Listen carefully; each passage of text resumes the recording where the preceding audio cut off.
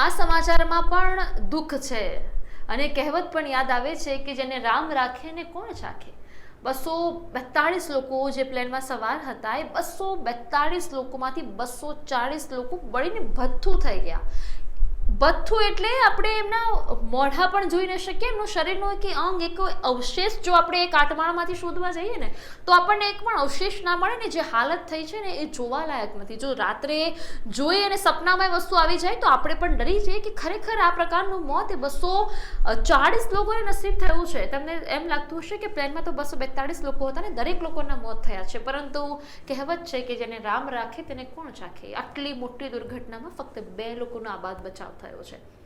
240 લોકોના કમકમાટી ભર્યા મોત થયા છે। એમાં આપણા રાજ્યના પૂર્વ મુખ્યમંત્રી વિજયભાઈ રૂપાણીનું પણ નિધન થયું છે। એમના ઘરવાળાનું પણ હૈયાફાટ રુદન છે, પણ એ હૈયાફાટ રુદનની સાથે સાથે આપણે 239 લોકોનું હૈયાફાટ રુદનની અવગણના નહીં કરી શકીએ જે દરેક લોકો રડી રહ્યા છે। દરેક લોકોના આંખમાંથી આંસુ છે, અવાજ બેસી જાય એટલા જોર જોરથી ભરાડા પાડી રહ્યા છે। લોકો કહી રહ્યા છે કે ભગવાન, મારો દીકરો, મારો પતિ, મારા પપ્પા, લોકો જે મરી ગયા છે એમના પાસે શબ્દો નથી, પરંતુ 2 લોકોનો આબાદ બચાવ થયો છે। એમના પરિવારજનોમાં ક્યાંક એ 240 લોકો મર્યા છે એમના માટે દુઃખ છે, પરંતુ એમના 2 લોકો જીવી ગયા છે એમાં એક થોડા અંશની ખુશી પણ એમાં જોવા મળી રહી છે।